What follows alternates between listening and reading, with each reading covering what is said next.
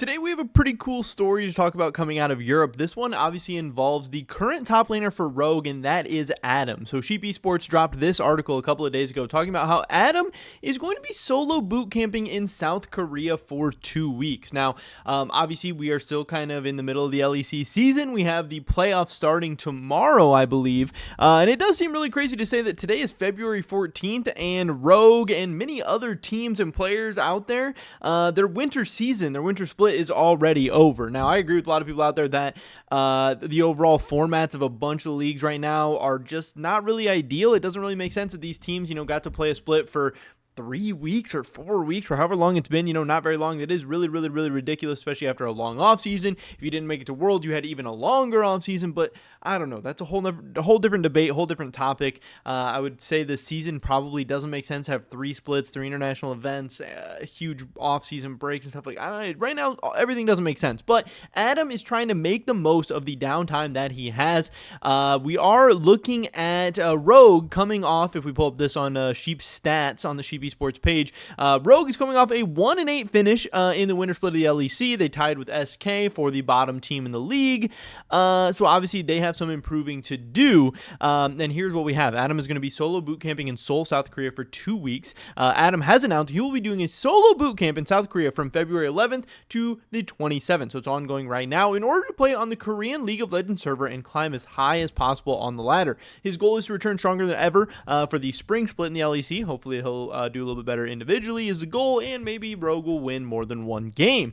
That would be awesome. The entire bootcamp will be streamed on his Twitch channel. He's currently Grandmaster 767 LP on the US server and already started playing on this Korean account. As a reminder, Rogue was eliminated from the winter split in the regular season and will only return to the LEC studio for spring. The French top laner plans to play 225 games again in 16 days. Very, very crazy. Nice little grind there for him. Adam was by far Rogue's standout player, displaying his determination to win and his disappointment with the team's 1-8 record in the winter split. Once again, he proves his relentless drive to bounce back and achieve success. The Korean solo queue is renowned for being one of the most competitive in the world. As a result, it is quite common to see the best players from around the globe flocking there to test their skills against elite competition and climb as high as possible on the ladder. Han Sama, AD carry for G2, frequently travels to Korea for boot camps. Similarly, the French team Vitality also trained there during the last offseason. VTO made the trip by the end of 2023 during Worlds, accompanied by Trayton. The duo streamed together their entire state. It's quite common for both players and teams to organize boot camps in Korea, a practice highly appreciated by viewers who enjoy following their favorite players climb through the ranks. So again, like we said, Adam is coming off a split where Rogue went 1-8, but things did not go well. We had him ranked as the 8th best top laner in the LEC according to our Sheep Stats, but that doesn't necessarily tell the whole story. Obviously, when you these are just stats. This isn't necessarily how things actually were, the eye test or whatever, because when you are on a team that's 1-8, your stats are gonna take a hit. League of Legends is a team game at the end of the day. It's hard to stand out individually when you are just down huge gold deficits. The other team's gonna be way stronger. It's gonna be way more difficult. And yeah, I do think Adam kind of looked like a bright spot on Rogue. And again, the question about Adam has never really been about his individual play. We know he is a very, very talented and skilled player. He's got a big champion pool. He can do a lot of cool things. Yeah, he has some really silly deaths sometimes. Yeah, he maybe is too aggressive, too crazy, but he has talent. He has potential. And in the right situation, he has made it work before. He's made it to Worlds. He's done really, really awesome stuff.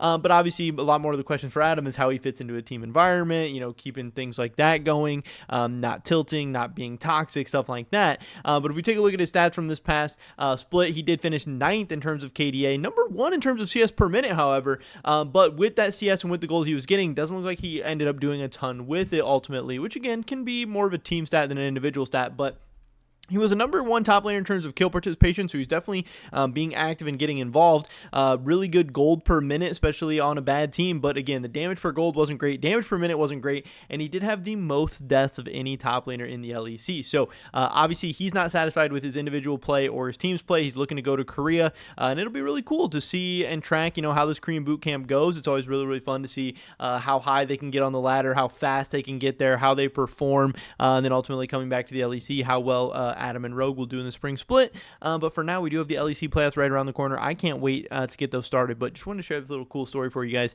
in the meantime. Pretty much it for this video today. Hopefully catch you in the next one. Until then, peace.